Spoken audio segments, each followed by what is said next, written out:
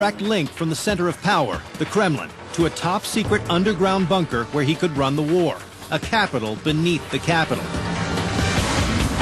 So the stadium is up above. Exactly, this is the stadium. Soviet historian Gennady Kuznetsov was taking me inside the cavernous bunker known as Izmailovo, which was created as Moscow's underground firewall against a potential Nazi invasion. So this entire place, the market and everything, was part of a military installation? Exactly.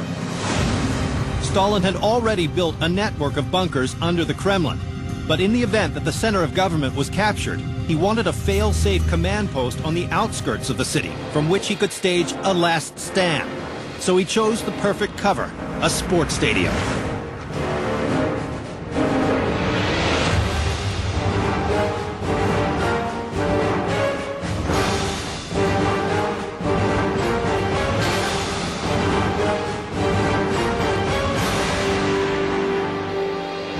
It's so palatial. Yeah. I mean, lavish, isn't it? Exactly. It looks like an underground palace. This is how Stalin had it built. Oh, yes. It was designed that way. In 1933, Stalin announced the construction of a new athletic stadium on this site. What his public didn't know was that something much bigger and more important was being built 20 feet beneath it. When you say construction, you're not just talking about this bunker, you're talking about the stadium above, right? Exactly. Because actually, both were constructed simultaneously. And why was that? Because stadium was constructed as a cover for construction of this bunker. All right. By 1939, as the first battles of World War II began to rage, the Soviets poured all their money and manpower into the war effort. So the stadium project was left unfinished. How much space underground are we talking about? When it was finished, the area was 1 million square feet. 1 million square 1 feet. million square feet. The bunker was dug up to 4 stories deep into the hillside adjacent to the stadium. There were rooms for tanks, weapons, and supplies. In the center was a main conference hall and Stalin's personal office. Each room was bomb-proof, made of prefab steel and concrete. But Izmailovo is much more than a bunker below the stadium. It's a complex system of subterranean metro links and highways, connecting the massive bunker to the Kremlin. The supplies stored here could have sustained Stalin's government for several months. How would he get here from the Kremlin? By a tunnel. A special tunnel was dug between this bunker and the Kremlin. That special tunnel was built as part of the Metro 2 system, Stalin's top-secret transportation network. If the Germans ever captured central Moscow, Stalin and his generals would ride Metro 2 to this bunker and plot their next move. So all the generals and politicians are looking at Joseph Stalin speaking from this chair. Oh, yes, from here, from this place. But he preferred not to sit, he preferred to walk. Oh, okay. Even in the middle, if we just walk in the middle, we can see and we can hear the acoustics. This amazing effect, typically used in the construction of Russian churches, is achieved by positioning a series of empty clay pots in the center of the ceiling.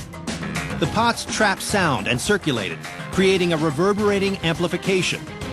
Unlike a microphone, it couldn't be detected by electronic surveillance or knocked out during a power failure. But there was a more personal reason Stalin insisted on this feature. He had a very soft voice, and this was designed so everybody could hear him. And of course it added some special feeling that he was a very strong, influential and powerful person. So I'm speaking here and I sound like God. So it makes you feel good, right? Oh, yes. Stalin would speak to his elite command from this war room 20 feet beneath the stadium.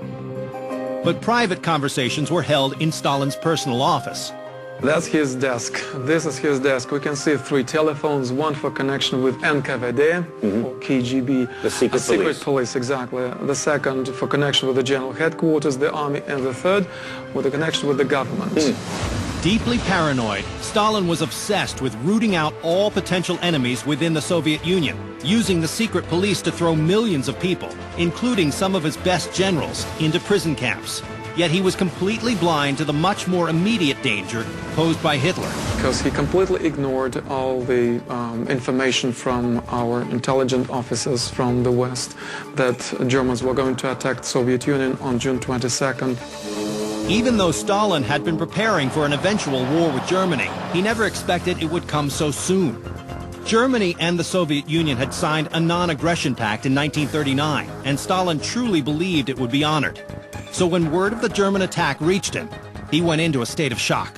He was a Georgian. He was brought on Caucasian traditions. If a man promises, he has to follow his obligations. And for this, I mean, and it was really very difficult. This was almost a breakdown for him. For 5 long days, the entire nation waited for their leader to recover, while the German army streamed into Russia, crushing the unprepared Soviet troops in their path. When Stalin did finally re-emerge, he leapt into action, converting civilian factories into munitions works and rallying his people for war. By December 1941, the outlook was bleak for the Red Army. German panzer divisions were stationed just 19 miles outside Moscow, visible to Muscovites through binoculars. It seemed as if Stalin might have to spend the rest of the war in this secret bunker beneath the stadium. But as temperatures dropped and the city's defenses held, Hitler began to realize the enormous strategic blunder he had committed. During the 4-month Battle of Moscow, it is believed almost 200,000 German soldiers died, while the Soviets suffered almost 1 million casualties. The Germans were forced to retreat. It was the beginning of the end of the war.